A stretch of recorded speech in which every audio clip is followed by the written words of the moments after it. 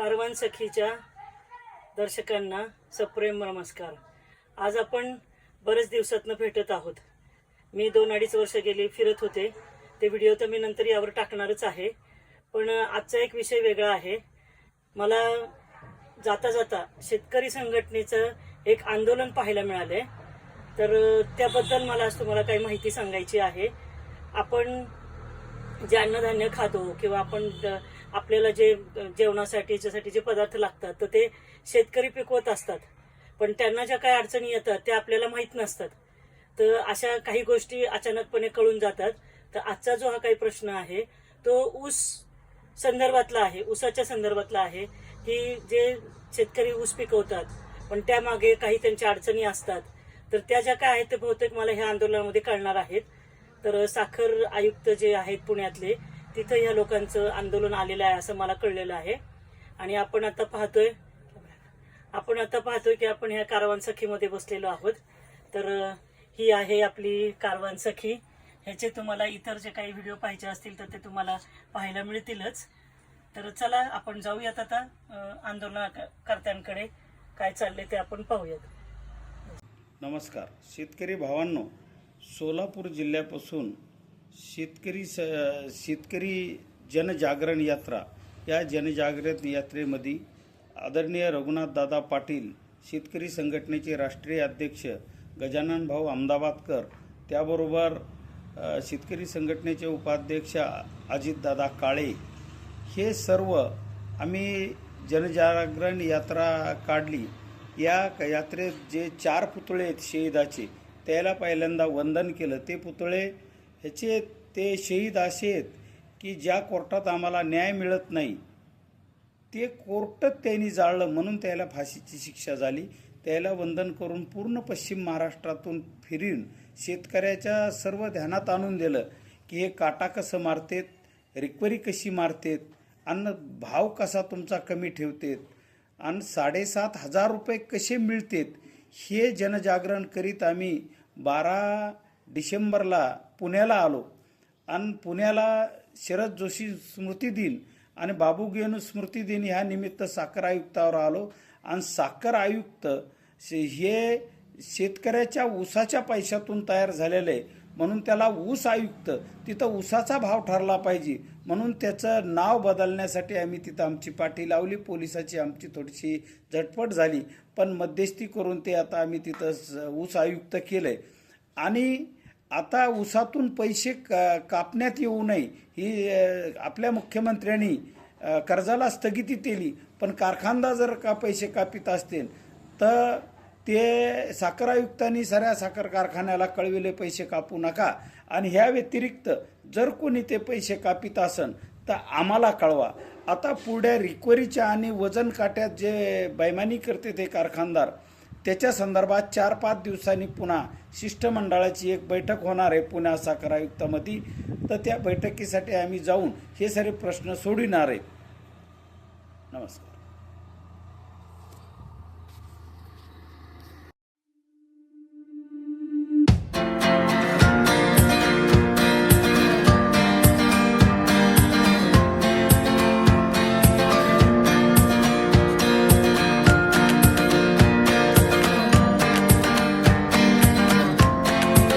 कार्यालयाचं नाव ऊस आयुक्त कार्यालय झालं पाहिजे, याच्यासाठीची राष्ट्र भूमिका शेतकरी संघटनेने मांडलेली आहे। त्याला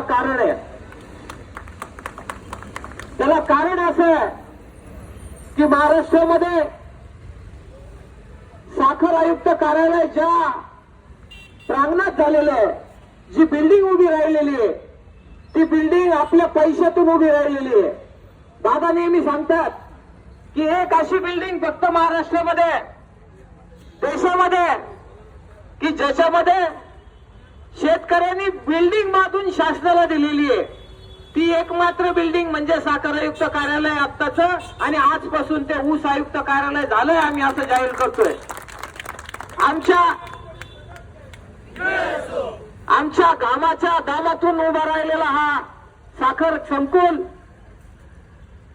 आम्हाला अशी व्यवस्था नकोय की जिथं आमच्या विचाराचा विचार होणार नाही। साखर सम्राट इथे येऊन महाराष्ट्रामधले साखर कारखाने सुद्धा निर्णय घेतात साखर आयुक्त कार्यालय इथला आयुक्त एसी मध्ये बसून शेतकऱ्यांच्या प्रश्नासंदर्भात भूमिका घेण्याचं त्याचं दायित्व असताना गप बसायची भूमिका घेतो. साध्या साध्या गोष्टीला लोकांना पुण्याला यावं लागतंय आणि मागण्या काय आहेत की शासन निर्णय घेते. शासन म्हटलं की ह्या 30/6 पर्यंत कोणती वसुली होणार नाही. आम्हाला संघर्ष करावा लागतो की साखर आयुक्ताला येऊन सांगावं लागतं की बाबा एक पत्र दे, तू सगळ्या साखर कारखानदारांना पत्र दे आणि सांग की या शेतकऱ्याच्या बिलामधनं कोणती वसुली झाली नाही पाहिजे. हा माणूस का झोपा काढतो का? कधी आलेला आजवर आणि याची बदमाशी पहा.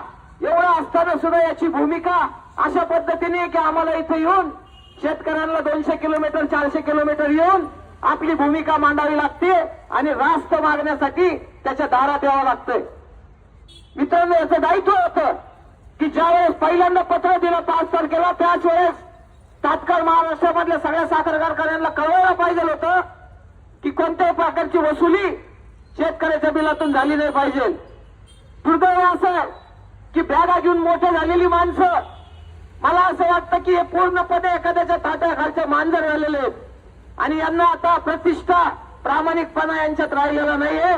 त्याच्यामुळे असं साखर हे नाव बदलून ऊस हे नाव होणं अपेक्षित आहे. मित्रांनो, शासन काय उपकार करत नाही आपल्यावर. मी तुम्हाला साधं गणित सांगतो. महाराष्ट्रामध्ये जवळपास 200 साखर कारखाने आहेत. 200 कारखान्यामध्ये जे शेती करणारी माणसं आहेत त्याच्यामध्ये साधारणतः 7 लाख प्रति टन प्रति शुगर फॅक्टरी असा जर हिशोब केला तर जवळपास 140 लक्ष टन ऊसाचं उत्पादन इथं होतंय. विषय फक्त वेगळा आहे, तुम्ही समजून घ्या. आता आपण सगळ्या नानांना ऐकलं, आपण 7,500ची मागणी करतोय, परंतु आपण शासनाला काय देतोय याचा पण तुम्ही अभ्यास केला पाहिजे. नाण्याची दुसरी बाजूचा अभ्यास करा. 140 टन साखर ऊसाचं उत्पादन महाराष्ट्रामध्ये केलं जातं.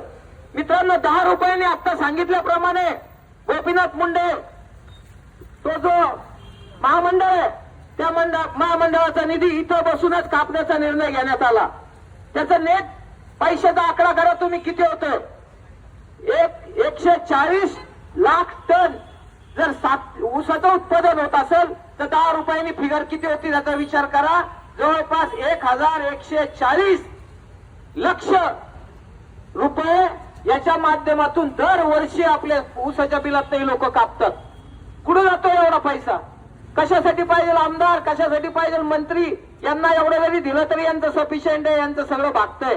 दरवर्षीचा पैसा जवळपास 5,000-6,000 कोटी रुपयापेक्षा जास्तचा निधी हा केवळ या 5 वर्षात जमा होतो.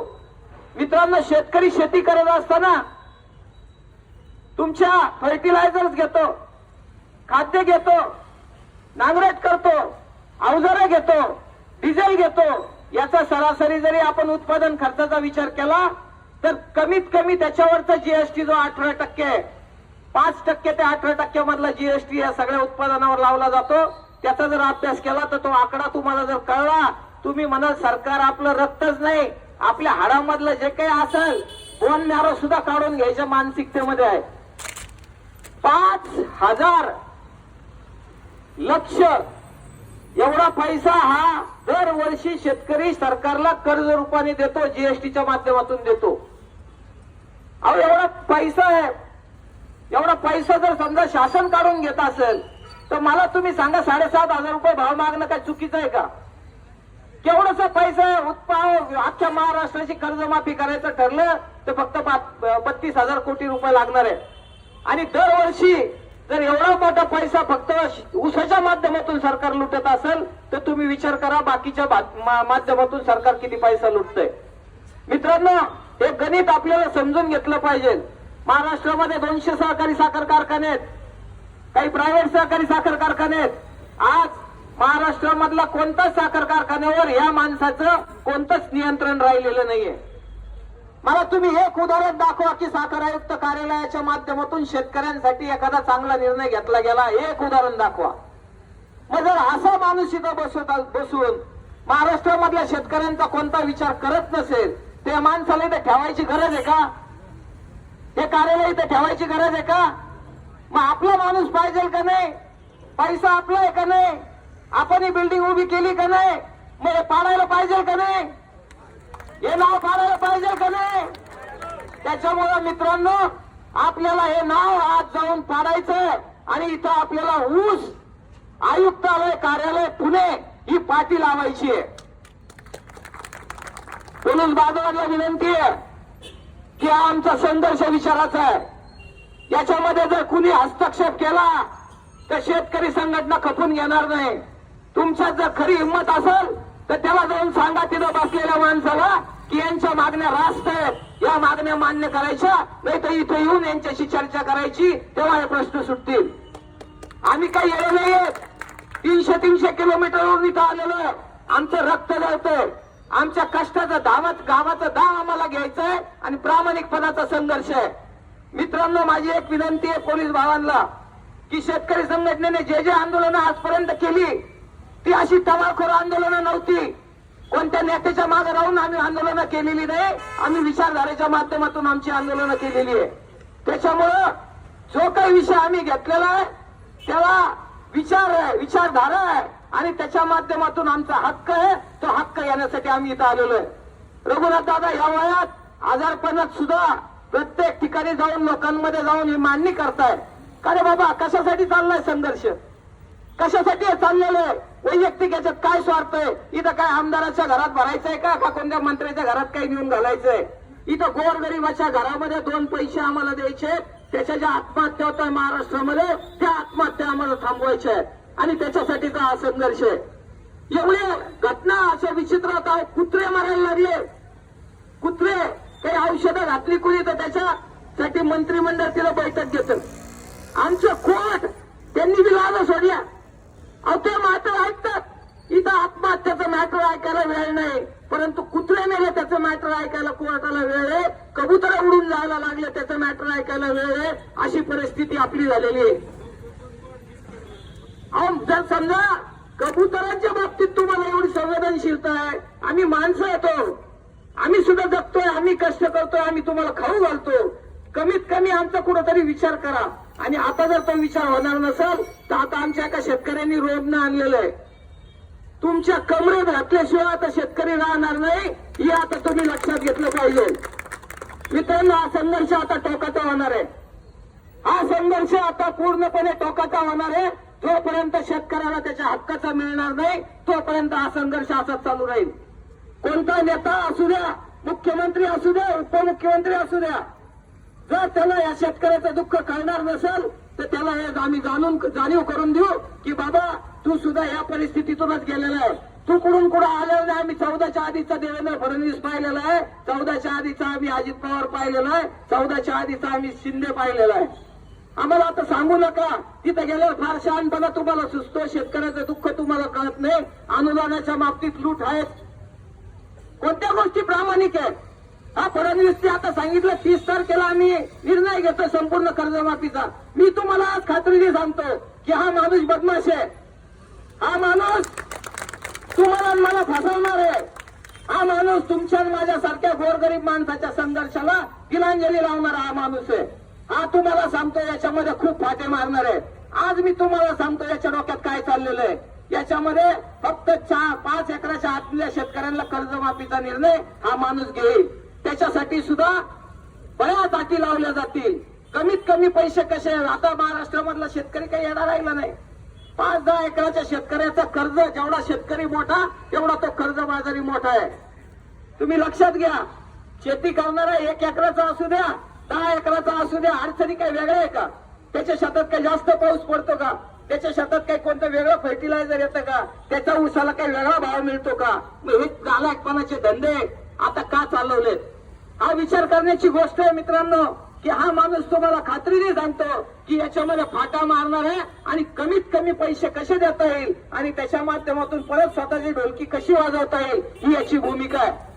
2017ची कर्जमाफी उच्च न्यायालयाच्या निकालानंतर मी चालवलेला दावा होता. त्याच्यामध्ये उच्च न्यायालयाने सांगितलं 5,975 कोटी रुपये शेतकऱ्यांचे 6.5 लाख शेतकऱ्यांना द्या.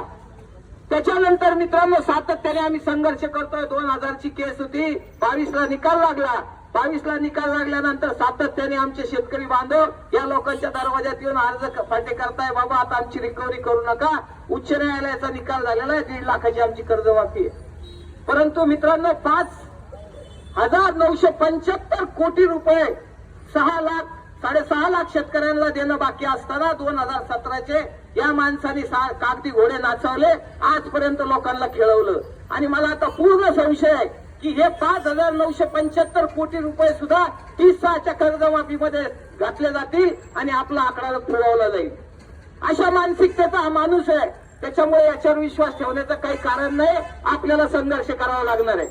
तुम्हाला आता तुमच्या पोराबाळांचा विचार करावा लागणार आहे. तुम्हाला आता तुमच्या स्वतःचा विचार करावा लागणार आहे. सततची भूमिका, सतत भामटेपणा, सतत चोऱ्या, सतत लबाड्या, यांचा एक एक पोरगा ज्याला मुशार नीट फुटलं नाही, तो 1800 कोटीच्या प्रॉपर्ट्या इथं घेतो पुण्यामध्ये. लाज वाटते आपल्याला.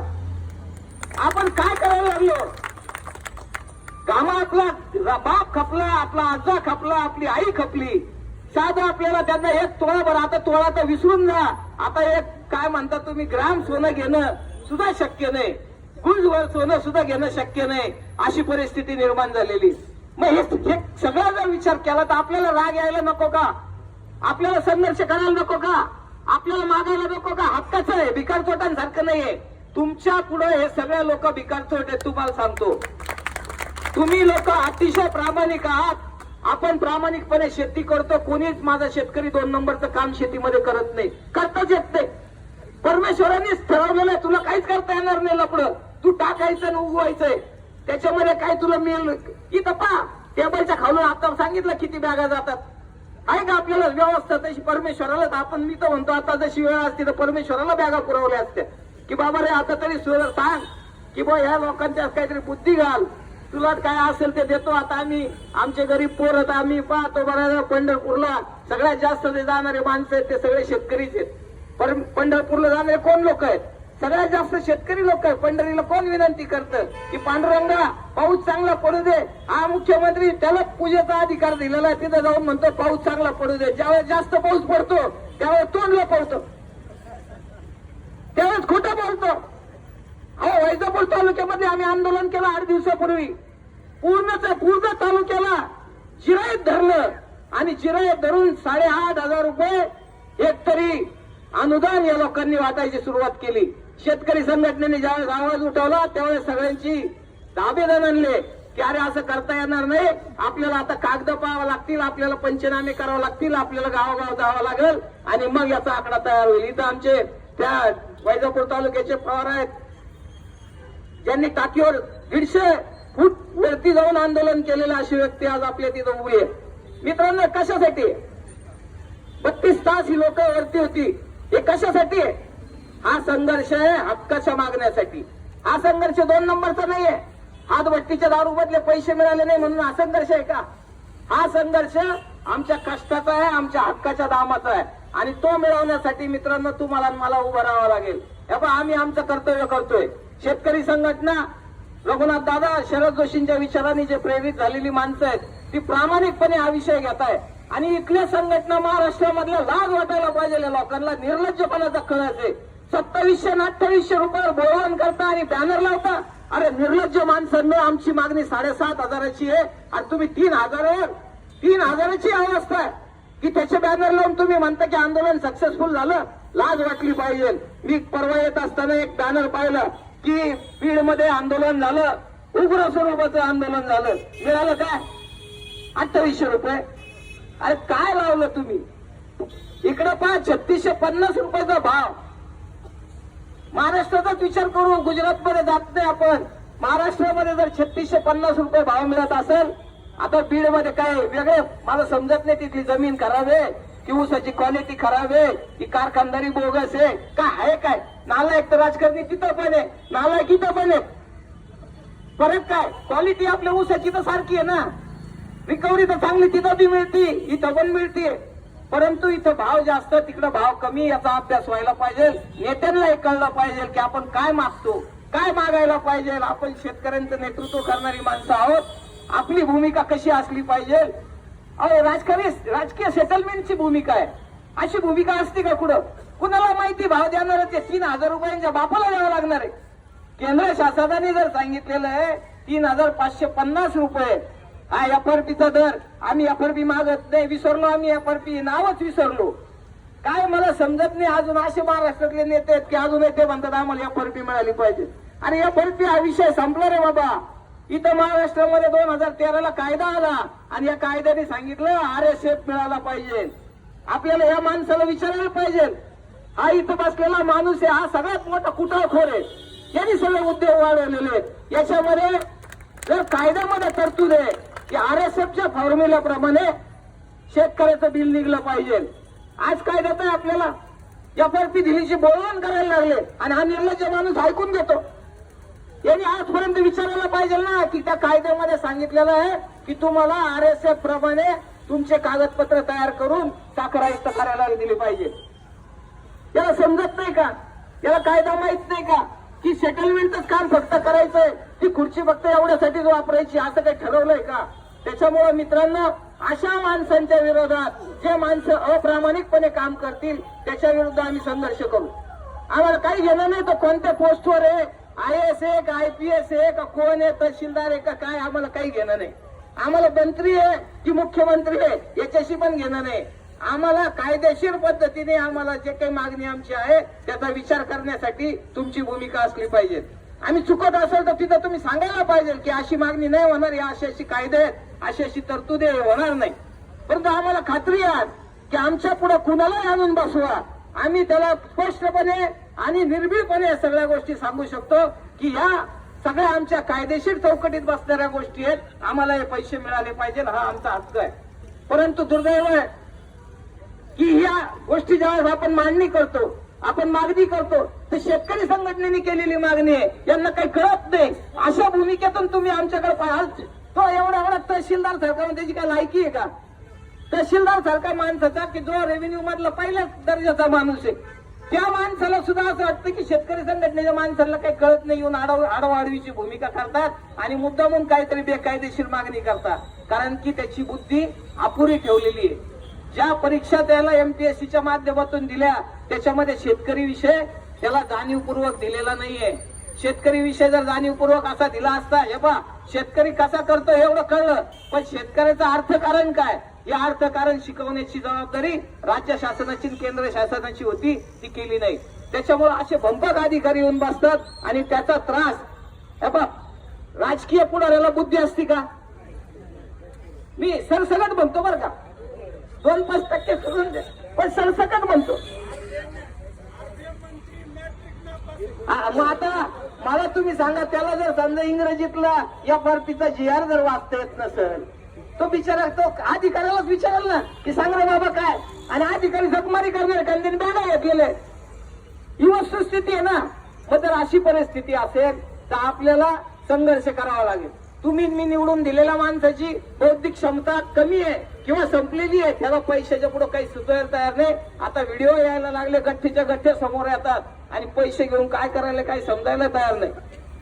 इतक्या खोके घेऊन लोक एका रात्रीतून विचारधारा बदलतात. हे अख्खं आयुष्य घातलं विचारधारेच्या माध्यमातून. साधी गाडी घ्यायची नाही हो,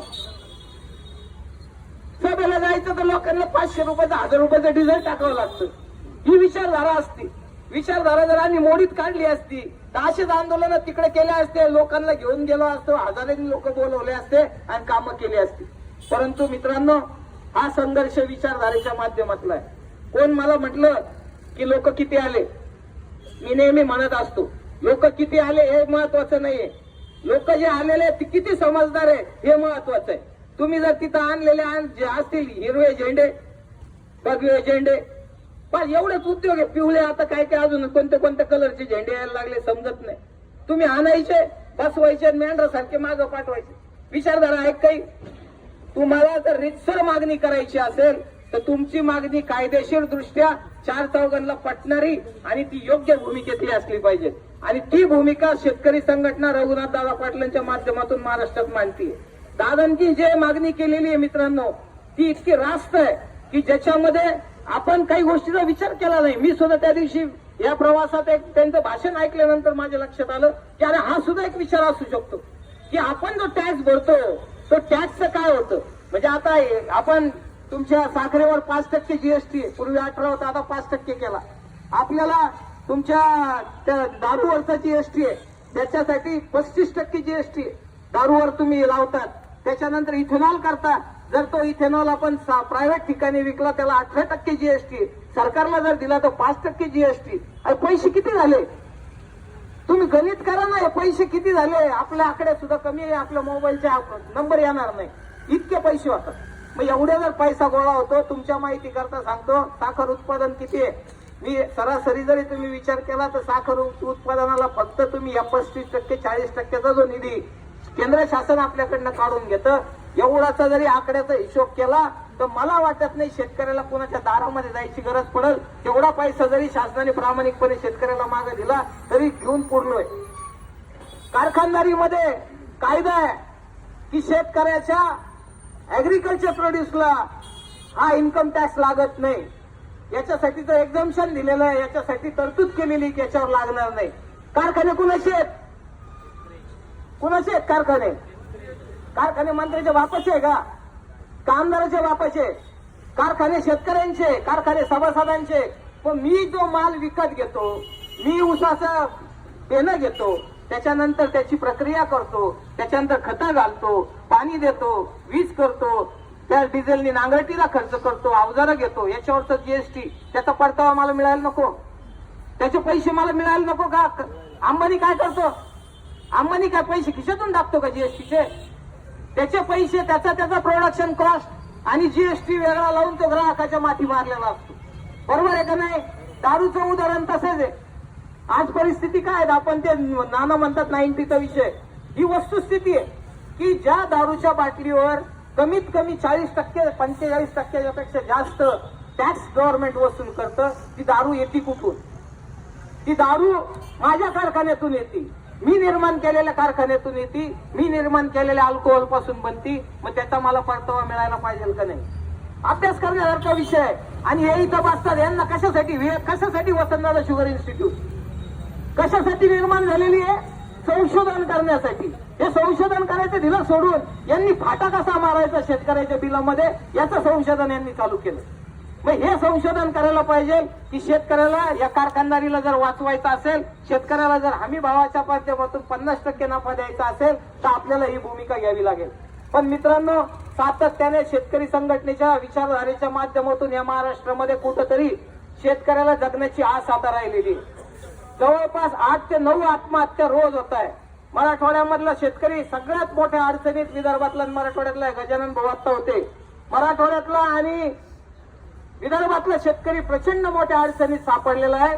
सातत्याने 9 आत्महत्या जर रोज होत असेल तर त्या गेंड्याच्या कातडीला इथं जे बसलेली माणसं आहे त्यांना एवढ्या सुद्धा संवेदना राहिल्या नाही की आपण हा विषय निदान चर्चेला घेतला पाहिजे. विधानसभा 1 दिवसासाठी या चर्चेसाठी वापरली पाहिजे, एवढी सुद्धा मानसिकता या लोकांची राहिली नाही.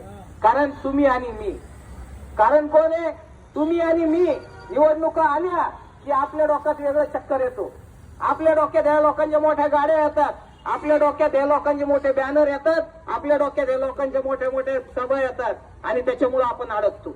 सातत्याने खोटं बोलण्याची भूमिका मी फडणवीसांच्या बाबतीत का बोलतो त्याला कारण आहे की 2024च्या निवडणुकीमध्ये ज्या वेळेस प्रचार चालू झाला त्या प्रचारामध्ये भाजपनी आणि म्हणजे युती शासनाने आपल्याला असं सांगितलं होतं शेतकऱ्यांची संपूर्ण कर्जमाफी करू. त्यावेळेस काय आठ टाकली होती का? त्यावेळेस तुम्हाला मला सांगितलं का की आम्ही अभ्यास करू? सांगितलं होतं का? मग अभ्यास जर करता येत नसेल फडणवीस साहेबाला 2-2 वर्ष तर मुख्यमंत्री सारखं एवढं मोठं पद कसं काय सांभाळतो हा माणूस? विचार करण्यासारखी गोष्ट आहे ना. या लोकांना अर्थ खातं ज्या माणसाकडे 30 वर्ष 35 वर्षापासून अजित पवारांकडे, त्याला जर आपल्या अर्थ खात्याचं नियोजन होत नसेल आणि त्याला जर कळत नसेल की आपल्या अर्थ खात्यामध्ये काय परिस्थिती आहे, आपण कुठं द्यायला पाहिजे, कुठं हात आकारता घ्यायला पाहिजे, एवढं जर या माणसाला कळत नसेल तर मला वाटतं याच्या एवढं दुर्दैव महाराष्ट्राचं दुसरं कोणतं नाही. ज्या माणसाकडे नियोजन दिलेलं आहे, ज्या माणसाकडनं रेव्हेन्यू दिलेला आहे, ज्या माणसाला रेव्हेन्यू कलेक्ट करायचा आहे, त्या माणसाला जर हे कळत नसेल की आपल्याला रेव्हेन्यू कुठून आणायचा आहे तर सारखं यांच्या डोक्यात येतच आहे काय? दारू पितात शेतकरी, आत्महत्या करतात. अरे यांच्या बुद्ध्या पाण्यात गेलेलं आहे. आता एवढे रिपोर्ट आलेले आहेत, सगळे रिपोर्ट काय सांगतात? की शेतकरी आत्महत्या का करतो, कारण तो आर्थिकदृष्ट्या अडचणीत आलेला आहे. हे पहिलं कारण आहे. आता ज्या घरामध्ये आर्थिक अडचणी आहे त्या माणसाला येड लागायची पाळी आलेली आहे.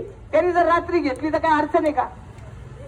या लोकांना पैसे कमावण्यासाठी घ्यायची, मग ते जिरवायचे कुठं म्हणून घ्यायची, आम्हाला पैसे कुठून आणायचे म्हणून संध्याकाळचा कार्यक्रम. मग आता एवढा जर प्रकार असेल तर विचार करण्यासारखी गोष्ट आहे. आणि किती टक्के लोक हो, आज गरिबाची अवस्था एवढी वाईट झालेली आहे की दारू प्यायला क्वालिटीचे हे पहा काय दारू पितात. आमच्या लोकांची अवस्था अशी झालेली आहे, बिचाऱ्यांना त्यांचे शोक सुद्धा पूर्ण करतायत. शोक जाऊ द्या हो, घरातल्या बाईला लुगडं घेता येईना, पोरांचे शिक्षण करता येईना, इतकी अवस्था वाईट आहे. शिक्षणासाठी कर्ज मागायला गेलेल्या बँकांमध्ये आमच्या जमिनीला पत नाहीये.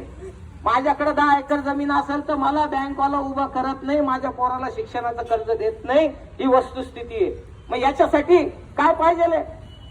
तुमच्या शेतीला पत निर्माण झाली पाहिजे, प्रतिष्ठा निर्माण झाली पाहिजे. एखादा शिपाई शहरामध्ये काम करतो, 20,000 रुपयाची नोकरी करतो, 2,40,000 रुपये वर्षाला कमवतो आणि त्याला बँका बोलून घेतात, बाबा घे अजून आमच्या बोखंडी बस, हे कर्ज घे, आम्ही घेतो लोकांकडनं उपसून काढतो. ही परिस्थिती आहे. इतकी प्रतिष्ठा आपली खाली गेलेली आहे की आपल्याला आपली अवस्था आज शिपायापेक्षाही बदतर झालेली आहे. आता कोणीतरी म्हटलं मुली देत नाही, का देणार आहे हो? कोणता? मी म्हणतो आमचा शेतकरी गरीबातला गरीबी, तरी का बरं त्यांनी शेतकऱ्याला मुलगी द्यावी? कशासाठी आहे सगळ्या वरपळून द्यायचं? पोरींना कशाला त्यांचं आयुष्य बरबाद करायचं? बिचारा बाप सांगल तिथं लग्न करायला तयार होतात. का बरं? आपल्याला जीव तुटणार नाही कोणत्या बापाचा की अशी अवस्था आहे, माझ्या पोरीचं अख्खं आयुष्य बरबाद होईल, अशा ठिकाणी लग्न कशाला करून दिल? तो म्हणा जाऊ दे बो, ह्या 15 एकर जमीन आहे, लय मोठं होतं पहिल्यांदा, पण आता ते 5 धुळीला मिळालेलं आहे. गावामध्ये शिपाई आहे, ग्रामपंचायतला काम करतो, त्याला देऊन टाकतो. कारण का? व्यवस्थित 2 टायमाचं खायला मिळणार आहे, पोरीला कुठं काय अडचण येणार नाही. हा माणूस काय सांगतात नाही, उद्या आत्महत्या करून टाकेल. आता भीती निर्माण झालेली आहे. आणि या सगळ्या याच्या विचाराच्या माध्यमातून मित्रांनो आपल्याला हा संघर्ष उभा करायचा आहे. आम्ही थकणारे नाही आहोत. आमच्या डोक्यात खटका पडलेला आहे, आम्हाला काही सुचत नाही. आमच्या डोक्यात बरोबर फिट कार्यक्रम झालेला आहे. आम्ही हा कार्यक्रम करेक्ट करणार आहे, याच्यात काही वाद नाही. आमच्या मागे 10 येऊ, 50 येऊ, 100 येऊ, नाही तर लाख येऊ. आमचं ठरलेलं आहे की आपल्याला हा कार्यक्रम करायचा आहे. आणि त्याच्यामुळे मित्रांनो, ज्यावेळेस शेतकरी संघटना, माझी एकच इच्छा आहे की आता डोके सेंटर असणाऱ्यांचं राज्य झालेलं आहे, टोळीचं राज्य झालेलं आहे. अंगार लोक आता काही पण विचार घेऊन येतात आणि त्यांच्या मागण्या मान्य होतात. अशी परिस्थिती. आता विचारधारेचं राज्य कुठं राहिलं? मग अशी यांनी सांगितलं की महात्मा गांधी लिमिटाचं आंदोलन केलं म्हणे, किती लोक होते? 72 लोक. सांगितलं ना, ऐकलं ना, मी पण पहिल्यांदा ऐकलंय. हे मी म्हणतो ना, शेतकरी संघटनेच्या माध्यमातून तुम्ही ज्यावेळेस मीटिंग अटेंड करता, तुम्ही ज्यावेळेस कार्यक्रम अटेंड करता, असे विचार तुम्हाला ऐकायला भेटतात. तुमच्या बुद्धीमध्ये प्रकाश येतो की 72 लोकांवर या माणसांनी ब्रिटिशांच्या विरोधात, हे तर आपलं सरकार आहे पहा, म्हणजे गंमत पहा किती अवघड आहे. त्या माणसांनी ब्रिटिशांच्या सरकारमध्ये 72 लोकांना घेऊन आंदोलन केलं आणि त्याच्या इतिहासात नोंद झाली. त्याच्यामुळं हे सरकार आपलं आहे म्हणायला पाहिजे, कारण की आंबेडकरांनी आपल्याला तो अधिकार दिलेला आहे म्हणायचा की हे सरकार आहे. नालायक लोक बसलेले तो भाग वेगळा, परंतु सरकार आपलं आहे. आणि त्या सरकारने जर आपलं ऐकलं नाही तर त्यांना ठणकावून सांगण्याची भूमिका, आणि ती पण रास्त पद्धतीने रघुनाथ दादा सारखा माणूस प्रामाणिकपणे मांडण्याची भूमिका करतोय. मला आजपर्यंत एकही उदाहरण असं दाखवा, इतके कार्यक्रम या माणसाने केले, एक उदाहरण असं दाखवा की कोणतं सेटलमेंटचं काम झालेलं आहे या संघटनेच्या माध्यमातून. कोणत्या मंत्र्याच्या घरी जाऊन बसले, कोणत्या मंत्र्यांनी मुंबईला, त्यांना तर आता बोलवीत नाही. ही वस्तुस्थिती आहे दादा, ही परिस्थिती आहे. बोलवत नाही आता. ते म्हणतात नको, लय आडवा माणूस आहे, तो ऐकत नाही, तो जे म्हणतो तेच पाहिजे असतं. आणि जे असतं तेच पाहिजे ना. तर भिकाऱ्यासारखं मग तुमच्याकडे यायचं, तुम्ही काहीतरी द्यायचं, सेटलमेंट करायची. आमची संघटना चांगली, मग काय बॅनर लावू, सगळं करू, आम्ही सगळे उद्योग करू, आता सहभाग घ्यायला सुद्धा मोठमोठे स्टेज करू. परंतु ती भूमिका शरद जोशींच्या माध्यमातून खरा विचाराचा पाईक असलेला माणूस महाराष्ट्रामध्ये फक्त सध्या एक आहे, आणि तो म्हणजे रघुनाथ दादा पाटील. या माणसाने प्रामाणिकपणे आपले विचार मांडलेत. जो माणूस प्रामाणिक असतो तो चिडचिड करत असतो. मी नेहमी म्हणतो दादाला, तुम्ही चिडचिड करता. आताचं वातावरण तसं नाहीये, आता लोकांना तसं चालत नाही, परंतु तो स्वभाव बनलेला आहे. स्वभाव असा आहे की बा मला जे वाटतंय, मी जे तळतळीने मानतोय, मी जेवढी मरमर करतोय, मी जेवढं आयुष्य खपलोय, मी याच्यासाठीचा जो संघर्ष केलेला आहे, तो संघर्षामध्ये कुठंतरी याची वाट चुकू नये, याच्यासाठीची ही चिडचिड आहे. याला काही दुसरं समजायचं कारण नाही. मान अपमान हा विषय नाही आहे. विषय असा आहे की या करत असताना या विषयाला फाटा नाही बसला पाहिजे, कुठंतरी हा विषय वेगळीकडे गेला नाही पाहिजे, या भूमिकेतनं त्यांची चिडचिड असते.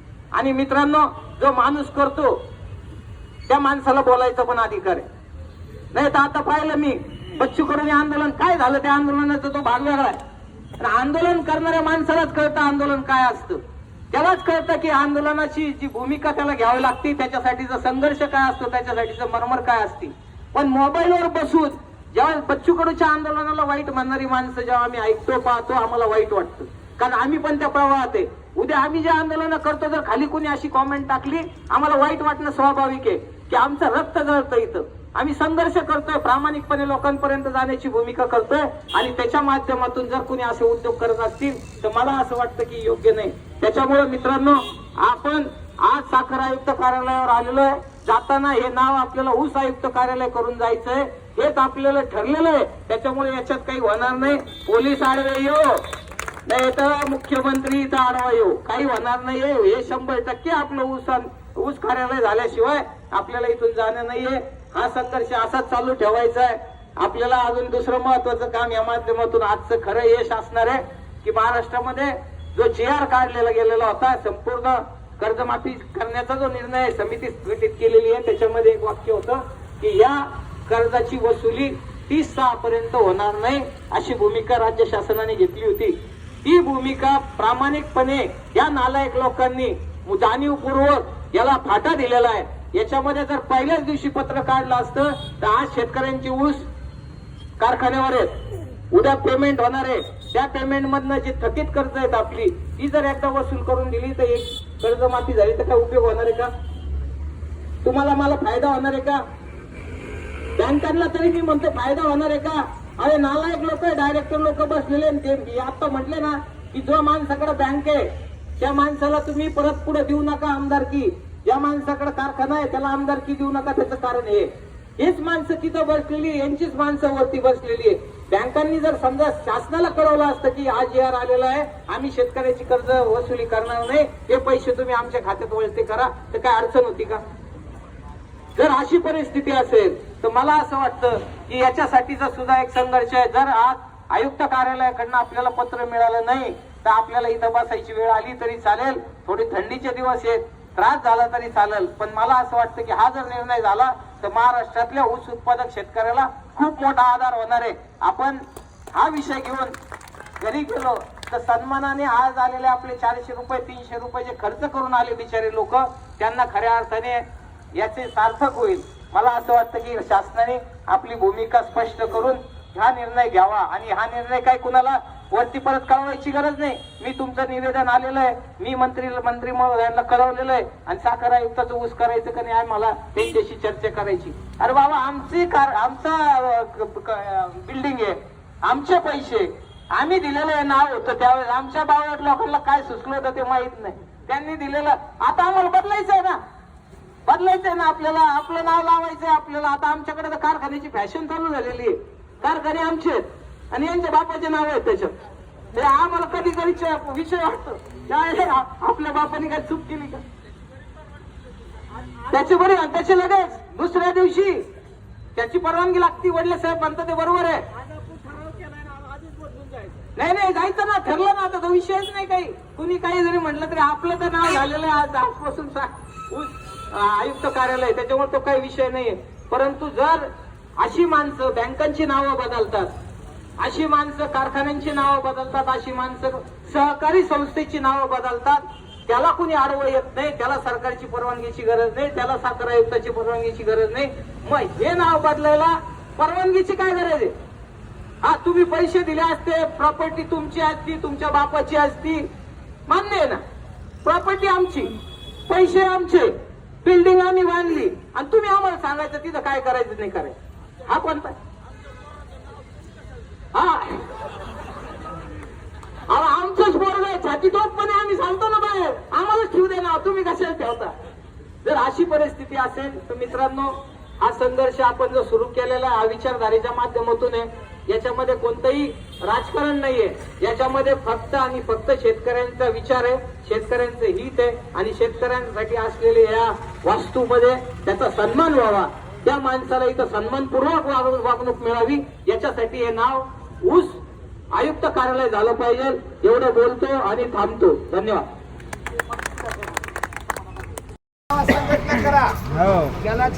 मी शपथ घेतो की शेतकऱ्याचे लाचारीचे व दुःखाचे जीवन संपवून त्यांना देशातील इतर नागरिकांप्रमाणे सुखाने व सन्मानाने जगता यावे याकरिता शेतीमालाला रास्त भाव या एक कलमी कार्यक्रमासाठी मी संघटनेचा पाईक म्हणून प्रयत्न करेल. या प्रयत्नात जात धर्म पंथ पक्ष या कोणत्याही भेदाभेदाचा अडथळा येऊ देणार नाही. शेतकरी संघटनेचा दादा तुम आगे बढ़ो, दादा तुम आगे बढ़ो. शरद जोशी,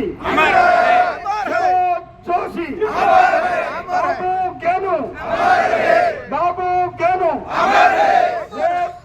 उसाला 7,500 रुपये भाव मिळालाच पाहिजे. उसाला 7,500 रुपये भाव शेतकऱ्याची संपूर्ण कर्जमुक्ती झाली पाहिजे. शेतकऱ्याची संपूर्ण कर्जमुक्ती झाली पाहिजे. शेतकरी महिला आघाडीचा नेता तस्कर गुंडा अफसर नेता तस्कर गुंडा अफसर मस्जिदवादी मंदिरवादी मंदिरवादी मस्जिदवादी सर्वात शेवटी GRचं जे पत्र आहे आयुक्त साहेबांचं ते मी टाकलेलं आहे. त्याची प्रत तुम्हाला उपयोगी पडणार आहे. तसेच जो कार्यक्रम झाला त्याचे अजून 2-3 भाषणं जी आहेत किंवा इतर जे काही माहिती आहे ती मी पुढील 2-3 भागांमध्ये टाकणार आहे. ती पण तुम्ही जरूर बघा. आणि जर माझा व्हिडिओ आवडला, माझं चॅनल जर आवडलं तर कृपया लाईक, शेअर आणि सबस्क्राईब करा. धन्यवाद. चॅनल सबस्क्राईब केल्यानंतर बेल आयकॉनचे बटन दाबा, म्हणजे तुम्हाला पुढील सर्व व्हिडिओ यांचे नोटिफिकेशन येऊन सर्व भाषणे तुम्हाला ऐकायला मिळतील. धन्यवाद.